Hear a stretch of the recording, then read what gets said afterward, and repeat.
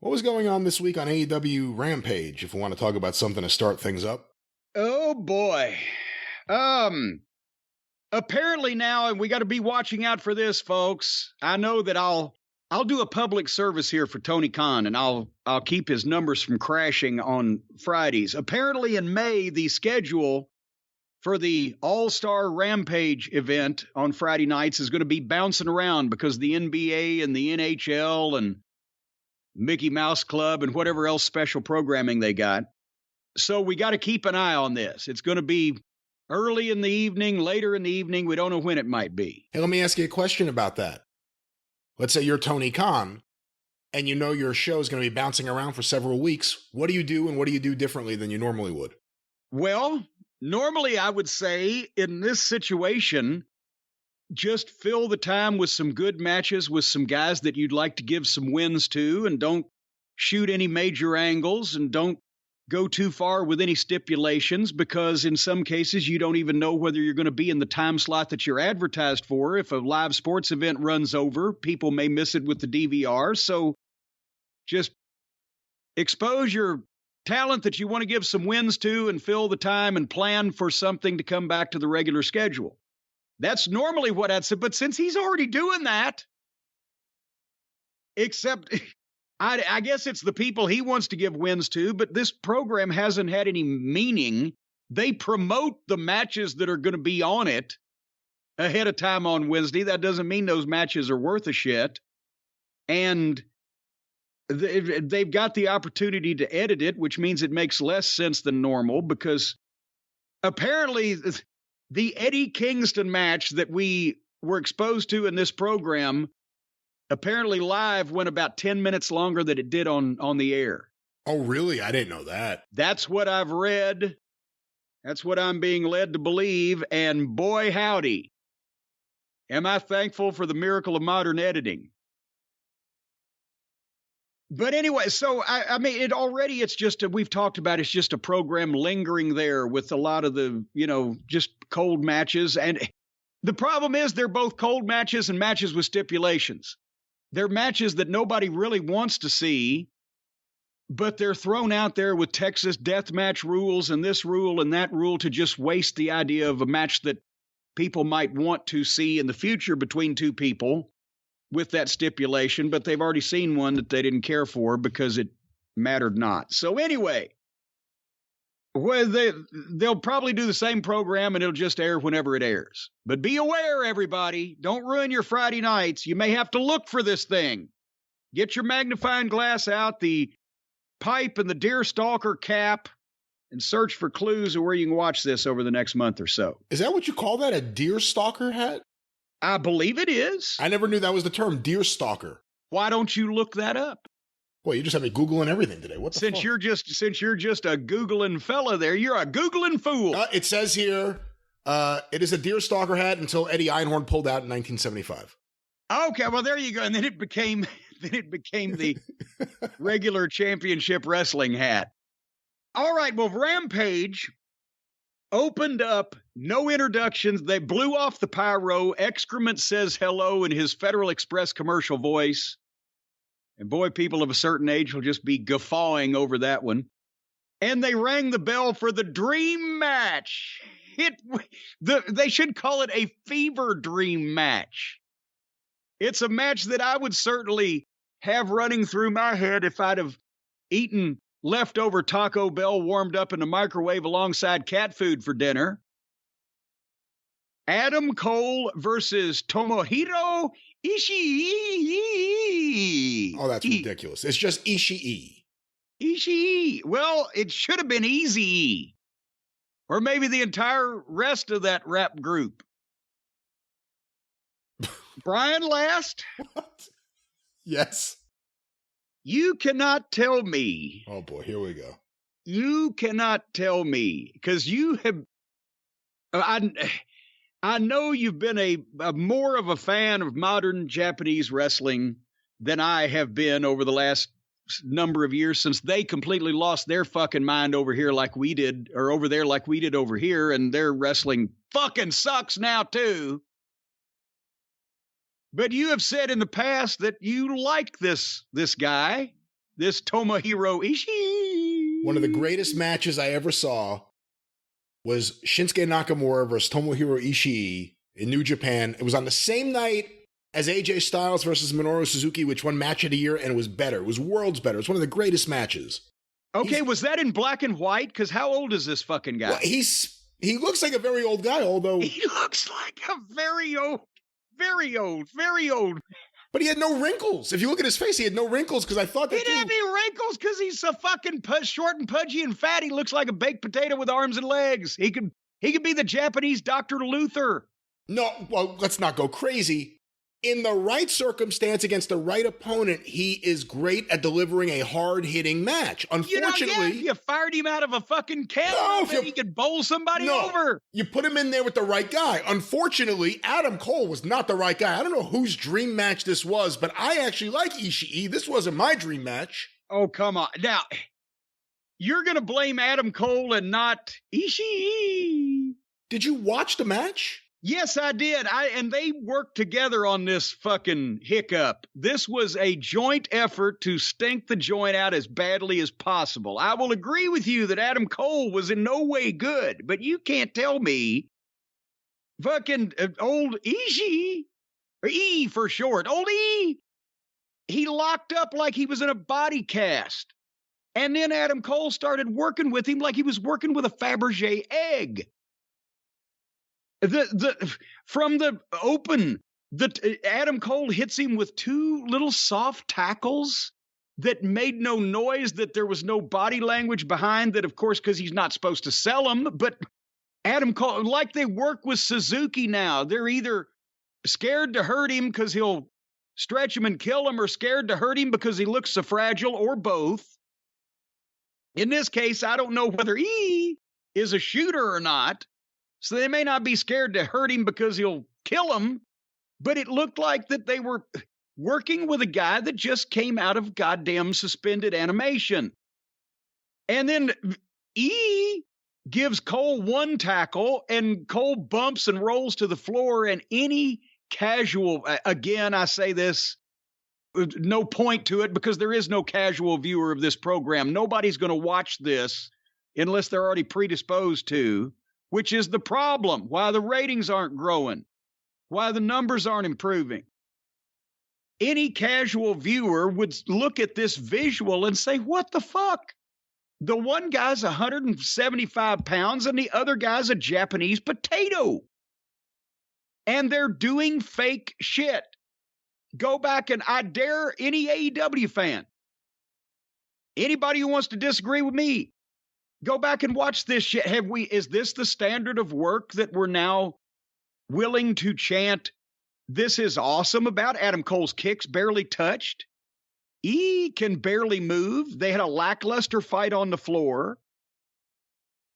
E clotheslines the post and sells his arm so Adam Cole could get some lackluster heat. E laid in a chin lock with not only... Mike Mondo just tweeted about this recently. The only reason the term rest hold was given is because people fucking see somebody laying there taking a fucking breather. Cole's got a chin lock. The guy's not fighting it. The guy's got no facials. The guy's not even kicking his fucking feet. The guy's laying in a chin lock. I've seen more movement caused by gas escaping a corpse. But meanwhile, excrement is putting E over with his record in Japan. And he's walking around like a tub of goo. So it makes the announcer look like, this guy, you're telling me, has done all this. But then Adam Cole makes E mad. So with a complete blank facial expression, he just stops selling anything. And it turns into Brody versus Luger in the cage in Florida, where Cole is throwing strikes that don't really look that good anyway, because it's not punches, it's those shitty forearms that everybody falls back on now. And this guy's not only not selling them, but he's not even making a facial response. And Taz tried to cover up for this embarrassment. I said, well, look, he's putting his body into him, so that's why Adam Cole, with everything he has, is not even able to move this guy's fucking head. So Adam Cole hits E with 8 consecutive forearms, and he sells none of them. And then E hits Adam Cole with one, and he drops like a dumpster baby on prom night. And then E goes for a power bomb. But Adam Cole foiled it, so they staggered, and they went back and forth. And then they went to a break. I'm thinking they're going home. Oh, God, at least this is almost over. Our long national nightmare has come to an end. Pull those bamboo shoots out from under my fingernails, Tony. We're going to the break. I wrote, my God, how long can this go? So they come back. E did a delayed superplex, and he never got him straight. He had him up there. Fine, you got to be very powerful to do that. But he had him up at a slant, so when he went backwards, it was one of those thunk bumps. Poor Adam Cole. Remember, I've told you when you land, bam, it's not an edit, Jace. Then you're fine. When you land thunk, that jars your fucking spleen. Well, Adam Cole's spleen is now green. They went more back and forth. The strikes look fake. E gave Adam Cole an enziguri. It went right over his head. Whiff, and Cole dropped like a turd into a toilet bowl. And then I looked. It's only 10 minutes into this show. And abruptly, out of nowhere, Jay White runs down and Pearl Harbor's Rocky Romero, who's at ringside. By the way, so is our little dog Pockets, but nobody's done anything. They're just sitting there watching. But for no reason, Jay White comes down and Pearl Harbor's Rocky Romero. And while the referee is looking at that, Adam Cole nut shots, and then hits his knee. So I know now it's his gimmick that he has to hit everybody in the nuts, but so you bring somebody, I assume he doesn't live in Des Moines, so I assume they brought him from Japan, plane ticket, hotel, payoff, to have a fake-looking match on national TV with one of their alleged top guys, big signings, and then that top guy has to hit the guy in the nuts to beat him after they expose the business for 10 minutes. Your thoughts on this, Brian, now that I've made my feelings on His name's Ishii. His name's Ishii. He's a fine wrestler, and this was not an example of that in any way. This is a horrible match. You broke down a lot of the things that I was seeing. The spot where he didn't sell as he was getting hit, can't blame him. They looked like shit. He didn't sell it. With that said, I don't know what they were intending to do there. I'm sure that wasn't the feeling they had. Like, oh, Adam Cole's blows look like crap. He's not going to sell them. No, he wasn't going to sell them anyway, exactly. Regardless of what they looked like. Exactly. They just happen to also look like shit. Adam Cole's headlocks, if you watched how much air he was getting in them, this was just not a good match. The only other thought I'll have, as a matter of fact, I think it was Buddy Landell one time told a guy, he said, boy, I watched your match. I need to wear sunglasses. They said, why? Because all the daylight in between your shit. That sounds like a Buddy line right there. But Adam Cole, I don't understand why any AEW fans would really care much about him at this point. He's lost whatever he had that was special. So what is E's problem then? Is he just coming over and taking the guy's money and putting in a performance like that? And because he's a Japanese superstar, nobody's going to say anything to him, such as, why did that suck so bad? Maybe this just wasn't the time for him to have a nice stiff match. I really don't know. The other thing is, between Dynamite... It was time for me to have a nice stiff drink. Between Dynamite and Rampage, whatever happened to the hot Pittsburgh crowd AEW had? Because the crowd was dead throughout Rampage. At least that's the way it sounded here at home on my TV. I don't know what other people's sound bars are set to. And of course, Dynamite, at a certain point, the crowd completely died there. This show did nothing to bring them back into it, it seemed. No, and a good point. This had to be what we've read emails from people who have reported on the timing of the AEW tapings. If this was after Dynamite, which they usually are, then these people are sitting there at midnight. Close to. Let me ask you this. If I could say one positive thing about Adam Cole, it seems like he takes care of his hair. Do you think he applies the same care to his front lawn? Well, I'm not exactly sure because actually, now that I think about it, maybe Adam Cole would have a better career and a better future as a landscape professional than he does in the current environment that he's in now as a professional wrestler. But folks, I've been talking about all the problems I've had with my landscaping and various things going on here at the castle over the past couple of years. And now we have a new sponsor that's joined the program that has almost got me fixed up and sorted out and worked out. There's still a few things that I've got to talk over with them to relate to my specific situation. But folks, you shouldn't have that problem because the folks at GetSunday.com are going to fix up your lawn. Spring is almost here. We just talked on the last program about we're getting jacked out of spring here in the Ohio Valley area, but it's almost here. And the grass is starting to get green and starting to come back and leaves are starting to come out. But sometimes your lawn doesn't come back.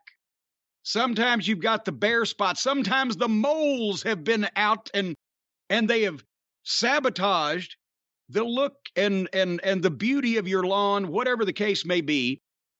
If you want to keep your lawn growing all season long and healthy without worrying about nasty chemicals that might poison the local wildlife or your pets, or every once in a while, if Uncle Jethro gets drunk and lays face down in the front yard and starts gnawing on the grass again, you don't want to poison him with nasty chemicals.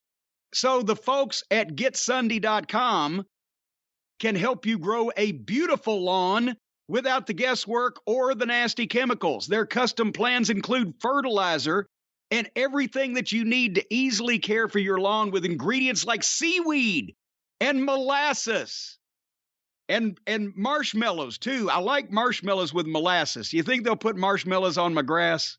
No, I don't think that's how it works at all. And there's iron in here also, so you won't have iron poor grass to go along with your iron poor blood. And you can let the kids on it. You can let the pets on it. Your kids can chew on the grass. Your pets can piss on it, or the kids can piss on the grass. The pets can chew on it, whatever. How about everyone just goes to the toilet and let's talk about the lawn and not the urination? Well, GetSunday.com doesn't sell toilets.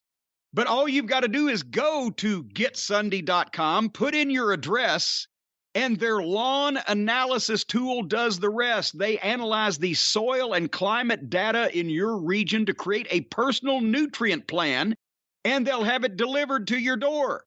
And once they know where you are, then they're going to put a satellite on you. It's going to keep an eye on you at all times. Every time you're out in the yard, you're going to get a message on your phone saying, go back in the house, you're walking on the grass. Just attach the ready-to-use pouch that they send you to a garden hose and spray. It takes less than 15 minutes. You'll have a beautiful green lawn. The best thing is the stuff really works. The problem I've got is, of course, I have a little bit of ground out here and I can't reach a hose to everything. And also, it'd take a lot of pouches. But if you folks are lucky enough to have a size yard that you can take care of, then boy, this is for you. And Sunday, the folks at Sunday are offering our listeners 20% off because full season plans start at just $129 for green grass and high tides forever.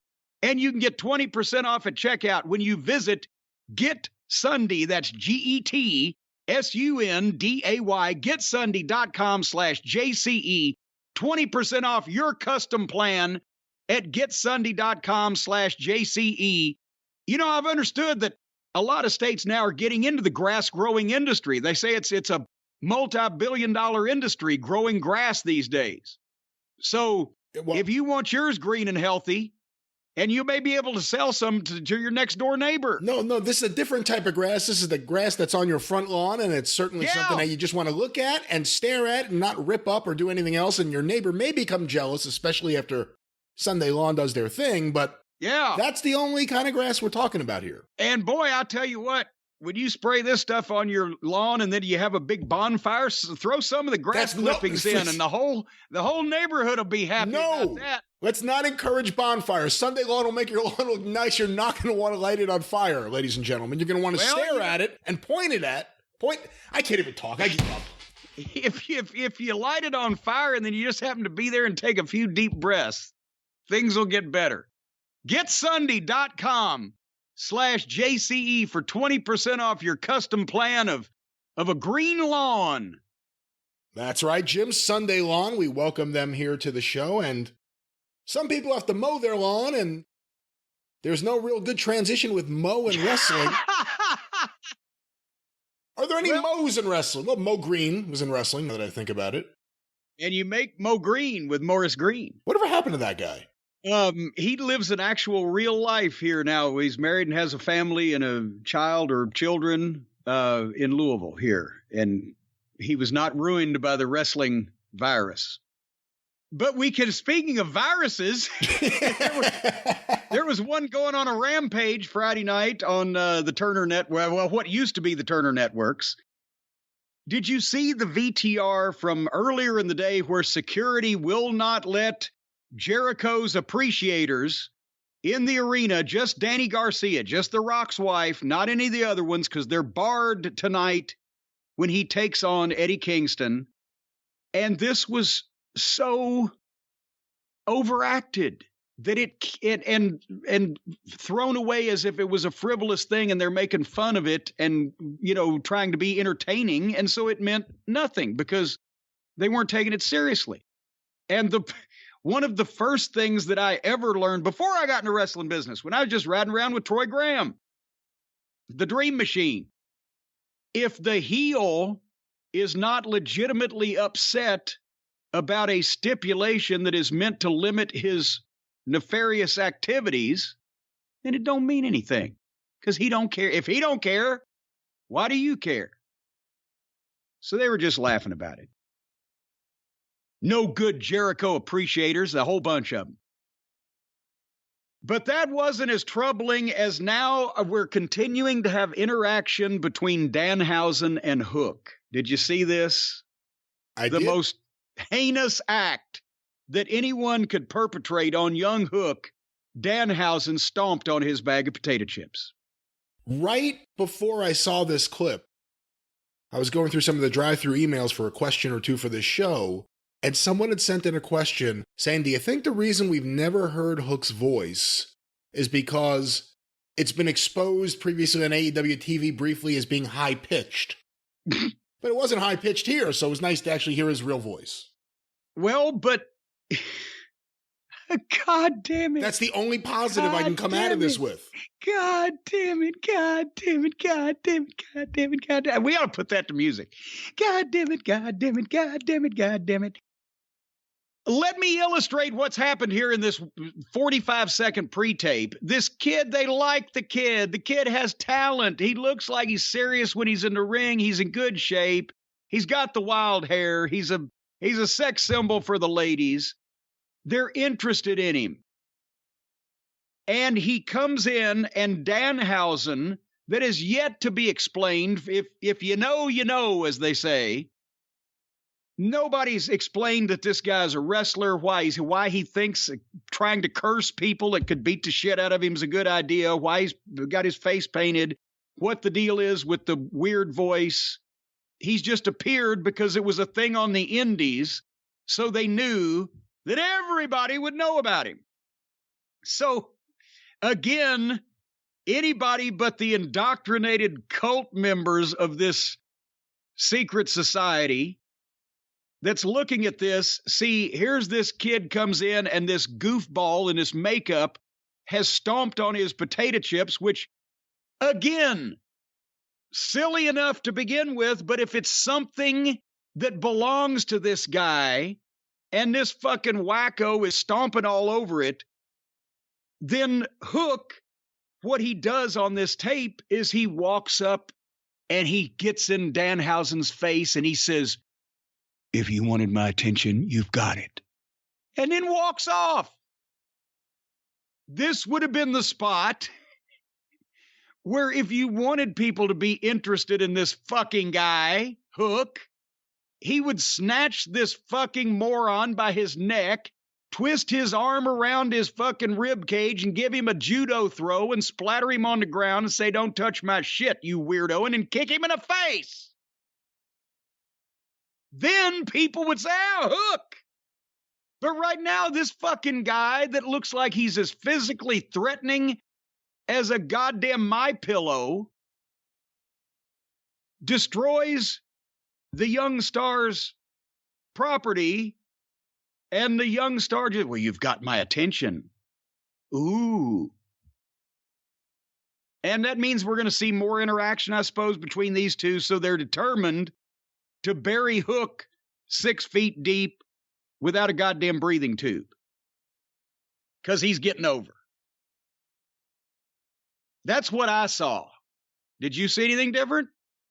Well, I can't speak to how hazardous a MyPillow is or isn't, but let me just say, at least this was on just the Friday show.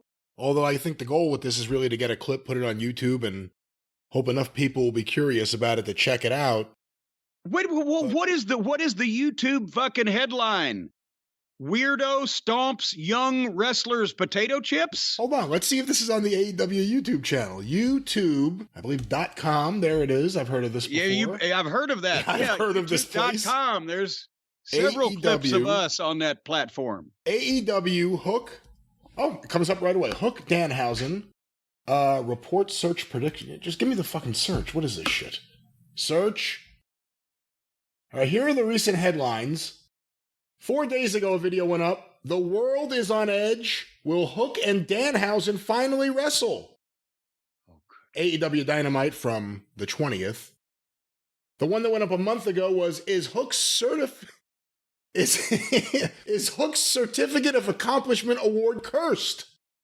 From Rampage a month ago. Oh, here's the one. Here it is. From Rampage on the 22nd. Hook speaks is the headline. You can barely hear him. Danhausen talked for most of it and stomped the potato chips.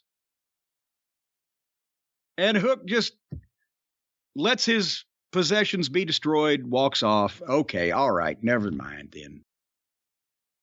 Did you see what happened next on Rampage? Lance Archer is... Now, what the hell is it he's about? He's about to fight Wardlow, right? On Dynamite this coming Wednesday, yes. He's the latest guy to get paid off by MJF to fight Wardlow. And so naturally that means that since we haven't seen him, since he got beat in a Texas death match that wasn't a Texas death match that they had for no reason for the world title, just because they was in Texas, and he got beat, so now he has to get a win real quick to make this showdown with Wardlow the can't miss, right? So Lance Archer entrance, and he's announced accompanied by Jake Roberts. Archer's coming down the ramp so fast, Jake is nowhere to be seen, and he's lapped him around the building, right? Jake's going to take his time anyway, but Archer goes straight to the ring, and a masked jobber is already in the ring and dives out head first through the ropes and hits Lance Archer and bounces off him. Archer just snatches him out of the air, boom, and down he goes at his feet, and he picks him up and choke slams the job guy on the apron and then gives him a suplex. This guy's 130 fucking pounds in a generic masked outfit that, Nick Goulish used to pull out of his drawer every once in a while when he needed a fucking heel and put it on his Gardner or something. And then he hits his finish. Archer does 1, 2, 3. Then he choke slams the guy. Then he choke slams him again. Now, this would be obviously more impactful and dominant if he was against a real athlete or anyone that looked like they should be on a national televised wrestling program. But since it's a fucking clown in a fucking mask that's literally less than half his size, it just looks comical. And after the second choke slam, the referee, the voice of authority, the official, runs out of the ring. like it's Abdullah the Butcher's gone mad and Gary Hart's trying to get the fucking cloth over his head to calm the beast down. No, it's just because they don't have any control here. And then I think he chokeslammed him again. And finally, they got a shot of Jake, a close-up on the floor, because he had just gotten to the ring. And he never even got in the ring when his man won. He didn't get in the ring to raise Archer's fucking hand. This was rotten, bad pro wrestling is what this was. Yes, give Lance Archer a win.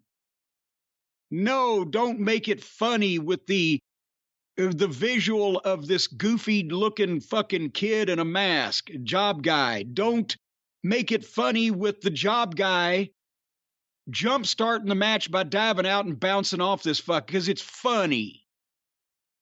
And look at that. If you want this fucking guy to come out and look like a hitman, give him a real adult man to beat up and let him do it without all the ha-ha. And while you're at it, maybe give him a manager that'll actually talk about him every once in a while and can get to the ring before his match is over with. And doesn't look like he's sweating Crisco out of every pore. He was dressed like it was 1983 and he was going out to get Coke for Hawk.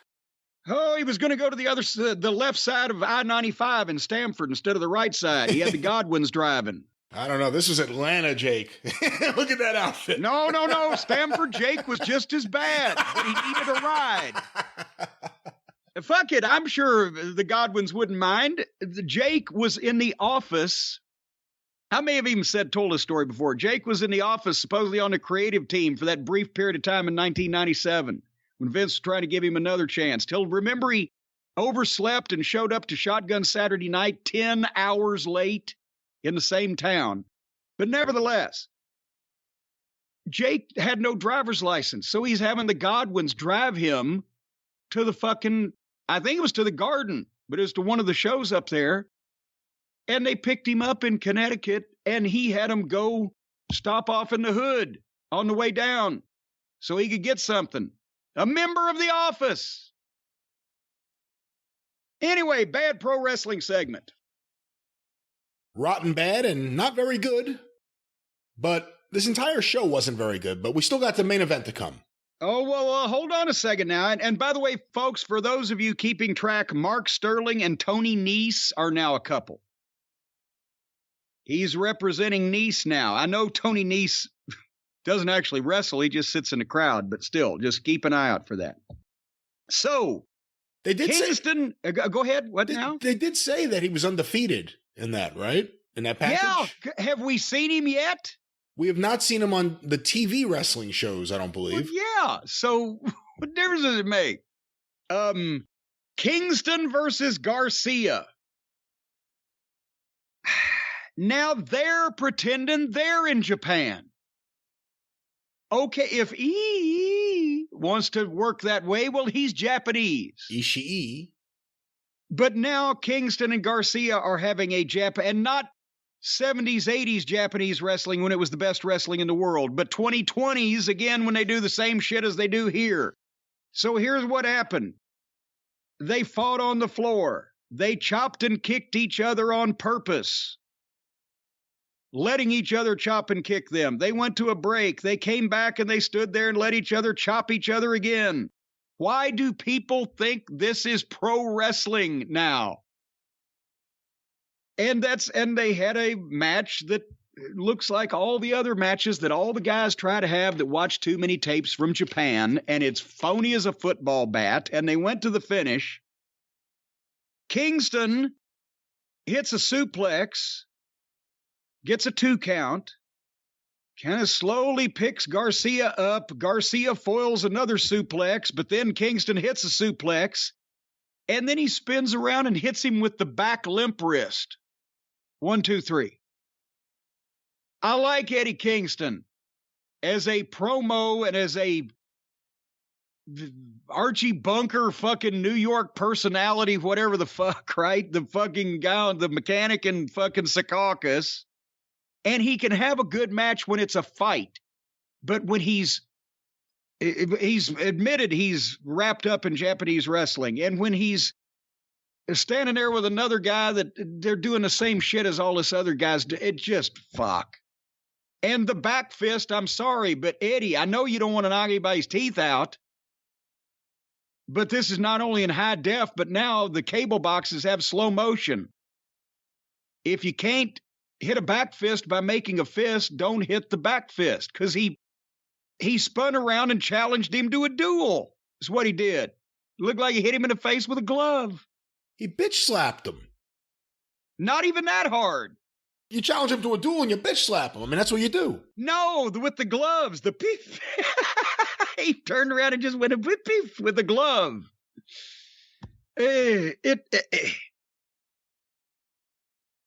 Did I adequately sum this up? I really didn't like this. I'm just going to start with what you just said, because we've talked about it a lot, but maybe the more we talk about it, something will change one day. Everyone's doing the spot where you have to stand in the middle and exchange shots. When it's at the beginning of the match, not as bad as when it's in the middle or towards the end of the match, where all of a sudden it just breaks down and they just stand there and do it. Some guys can do it and make it feel emotional. Other guys just look like they're going through the motions, like you're supposed to do this. Everyone's doing it, though. It's in the matches we like, sadly. It's in all the other matches. It shouldn't be everywhere. I guess that's my main point. I think AEW has really kind of blown it with Eddie Kingston. Not that they can't still do stuff with him, but there was a moment to capitalize on, and they truly haven't, I don't think, they haven't properly capitalized on it. No, they never did. Even though this crowd was dead, and that hurt this match big time. This crowd sucked. Again, we don't know how much wrestling they Well, now, come on now. You're victim shaming here is what you're doing. Oh, stop it. You're blaming the crowd? I mean, why don't you blame the fucking hostages of terrorists for not showing more emotion on their fucking videos? Maybe I'm wrong, and I was someone who, when you first started saying, who? About Daniel Garcia early on, I was saying, well, he looks like he could be a hooligan. He looks like he can maybe get into a fight or two. The Jericho stuff has made me care less about him, because now I see him as a goof. I never saw him as a goof until now. Now I see him as a goof. Don't worry about me. I'm a sports entertainer. Yeah, you're a goof. So I can't care too much about you. The only thing I liked was the thing at the end where Eddie, because this you could use in a package, where Eddie got over him and said, I'm not going to whip you. I'm sending a message to your boss. That was all right. That was a fine little piece of business. The problem is the boss is acting like he's on Monday Night Raw. And Daniel Garcia means less now than he did a few weeks ago, at least as far as I'm concerned. Eddie Kingston hasn't been used since that article came out, since the fans turned him, since the fans got behind him. What have they really done with him? There has been a moment in time where a lot of guys had momentum naturally, because this crowd does like to go into business for themselves. So take advantage of that. But whether it be the Kingston, the Players Tribune article, or whether Hook just naturally catching on because they like the difference of it, or Danielson suddenly becoming the best heel in wrestling for 6 weeks, or what?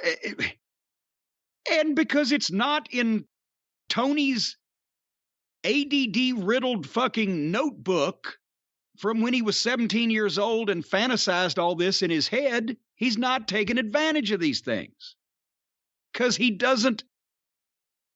He reads the internet to find out what the fans want instead of listening to the fans in the building. That's the problem. Because none of these young people speak to each other anymore, or talk, or engage personally. I mean, hey, it's highly overrated. I'm happy with no social contact because I'm retired and in my old age. But you can't fucking book by reading people's reviews on the internet. Those aren't real people anyway. When you've got people in your buildings cheering the fuck out of something or booing the fuck out of something or somebody, go with those things. Again, he decided 2 years ahead of time Adam Page is going to be a world champion because everybody said, oh, he's a future world champion. All the people that got him a job and all of his friends said that. So they do nothing to get him ready to be world champion, then put it on him because that was their intent. And there's 10 guys in the company that are more over. So, yes, I love planning ahead, but not to the detriment of everything. I mean, my God, do you think I would have made primetime Brian Lee the first ever Smoky Mountain heavyweight champion if I could have got Brad Armstrong or Tracy Smothers? Or if by the time that tournament came around, if they'd have been in the company, I would have changed the fucking plans. If Flair had taken Rick Rubin's deal, do you still put the belt on primetime Brian Lee? No! At the Volunteer Slam? No, you don't! All right, anyway, moving forward to the main event, there was a scripted argument between Jade Cargill, Mark Sterling, and Marina Shafir. Shafir. You know her name, Shafir. Shafir, I'm sorry, I couldn't remember because she's so memorable. And we had the weekly Mark Henry sighting for 20 seconds. So they come to this match now. And by the way, I mentioned somebody said that they cut the live Kingston Garcia match from 20 minutes down to 10. Well, they had 13 minutes left on the air when this match started. Jade Cargill and Marina Shafir. So I said, I'm going to give them a couple minutes to see what's what here. And see if they can hook me. And by the way, did you see referee Aubrey has been in heavy training? She's looking in great shape. And the legs, boy, I'm telling you what, she might win it. I don't know what you're talking about. I have no idea what you're talking about. Ref Aubrey, it's almost the first Saturday in May. I think she's got a chance to run for the roses. What's wrong with you? Stop it. Haven't you noticed now that she's got the long ponytail and she makes the serious face? She sort of looks like Mr. Ed. Wilbur. So anyway, Jane clotheslines Marina Shafir over the top rope. Shafir. And she goes for a dive, and suddenly Taz says, let's take another look at that. And they fly a replay in over the top of her clothesline, and when they come back, she's fighting on the floor. So I wish we had seen that dive. This would have been so much fun live to watch, but not on tape. Mark Sterling distracted the referee, and the baddie section, the baddies, beat up Marina. Marina is the babyface here, but never smiles, never acknowledges the fans, and just kind of trods on ahead. I wrote, I feel bad for two girls this green being given this much time on national TV and having to follow all these other idiots doing all that other shit. And then when you bring up that it was the nearly midnight and they went to a break and I forgot to come back. What happened? Jade Cargill eventually won. Swami's going nuts at someone in the background. I'm not exactly sure who. But is Swami upset at that finish? Was Swami in the camp of Marina Shafir? Marina Shafir. No, he's just barking at someone else. I'm trying to look right now to see who it is here on. Why don't they call her No Fear Shafir?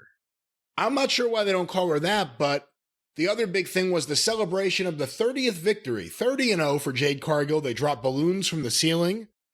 I don't know. It looked like maybe it was like fake money or something also. I'm not sure. It looked like those Young Bucks dollars, but it couldn't be the Young Bucks because it's her. But there was all sorts of shit flying around, and she celebrated like a big baby face.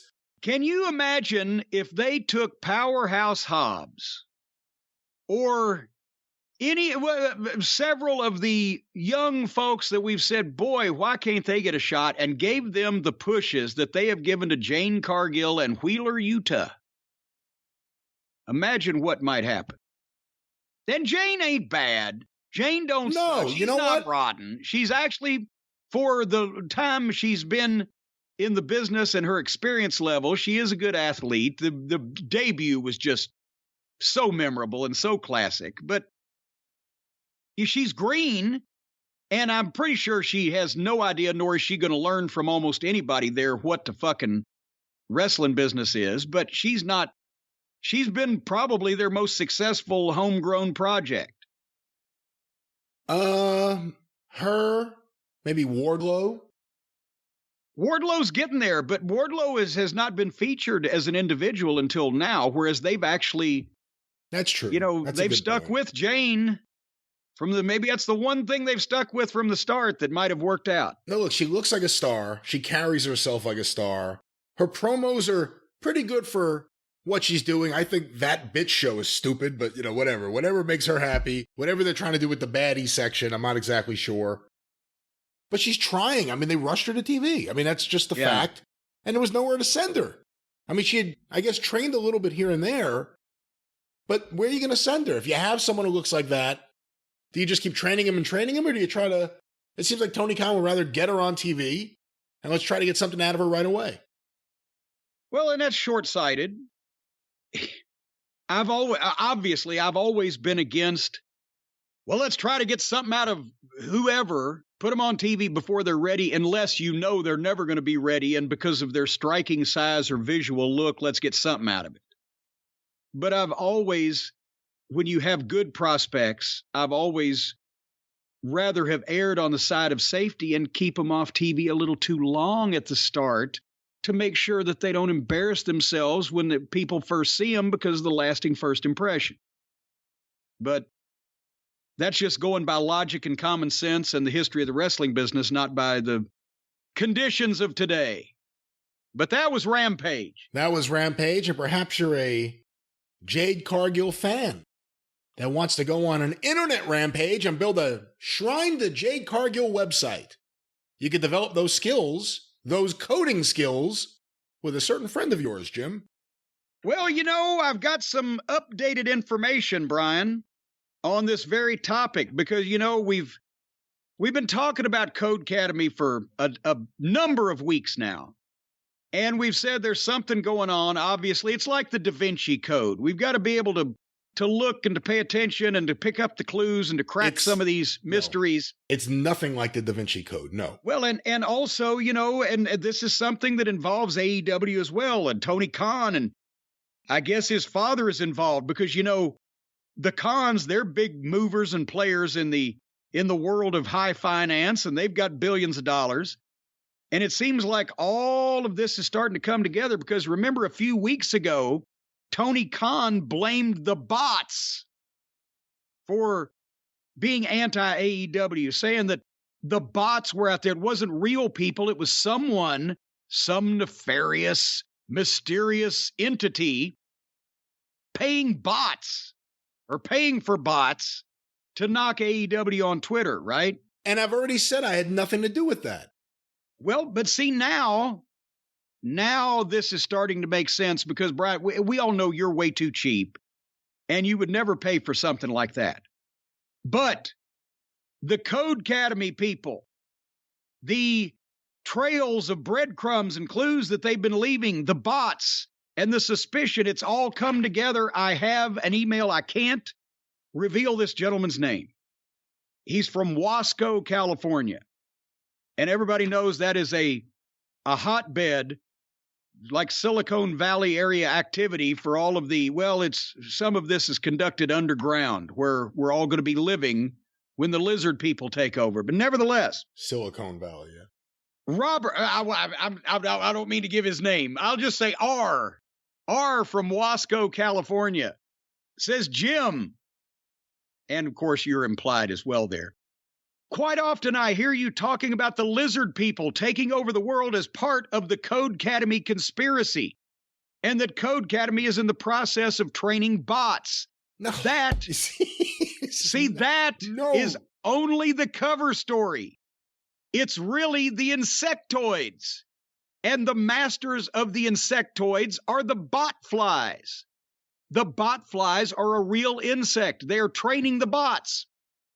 The bot flies lay their eggs on the reptilians, which then hatch. The larvae then burrow their way into the brains of the reptilians, forcing them to do the bidding of the bot flies. This actually happens with some species of wasps, and they become like remote-controlled creatures. That's what's going on. He goes on to say it's amazing what you can learn at a 4-year university. So now we know Codecademy is training the bots. No, we don't know that because they're not. Well, we are suspecting it now. We don't suspect that because they don't. They're training the bots because... No, they're not. the insectoids and the masters of the insectoids are training the bots. And then the bots will then take over the reptilians with eggs, which then the reptilian lizard people that are taking over the earth will be controlled by the bots. So, folks, again, if you want to be on the right side of history, and if you want to be on the right side of being able to take care of your family during this trying time when the end days come, my God, you've got to get smartened up by Codecademy, because they're going to be the ones behind all of this. And right now, before the revolution, there's never been a better time to become a programmer, and you can learn to code on your own terms with Codecademy, because we're living in a fast-changing world. I mean, just as quick as a reptile can shed its skin, the entire world order can change, and the people running things. You don't want to be enslaved by ignorance. You don't want to be chained in the bowels of the ship of stupidity. No, you want to be smartened up with the leaders of the new world, and they're being trained by the folks at Codecademy. Folks, you can learn coding languages, including Python. See, there's the clues. HTML, SQL, JavaScript. See, they got the forked tongues. That's where it comes from. The reptile speaks with a forked tongue. If you're not sure where to begin, Codecademy will point you in the right direction. Go live in that hole in the ground and toil night and day, and we'll tell you when you can come out into the sunlight again, into the new world. That's not how it works. That's not how it works. Codecademy will tell you only. They won't tell you anything. They'll teach you these wonderful skills that you can apply in wonderful ways to help humanity and civilization. Not to go underground and fight the insectoids or whatever it is you're talking about. The song contest was a stretch, and we made it work. I didn't know it was going to turn into science fiction fantasy hour. The hell is this? The insectoids. You can get instant feedback from Codecademy. Yeah. Such as, stop touching me. That's not the feedback. Your code is tested as soon as you submit it. And that way you're right there. So if it fails, they'll tell you and you'll do it again. And then if it's right, they'll tell you and make you do it that way ever after. You can build your portfolio, get a certificate of completion, make yourself marketable to future employers, land your dream job in web development, programming, computer science, data science, and tons more. Learn how to build cocoons out of human skin underneath the earth. Do all of these things and join the over 50 million people learning to code with Codecademy and see where coding can take you.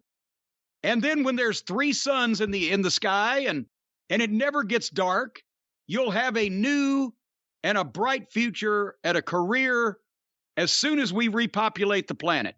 And you can get 15% off your Codecademy Pro membership when you go to Codecademy.com and use the promo code EXPERIENCE. That's promo code EXPERIENCE at Codecademy.com to get 15% off Codecademy Pro, the best way to learn to code. Sing it along with me, folks.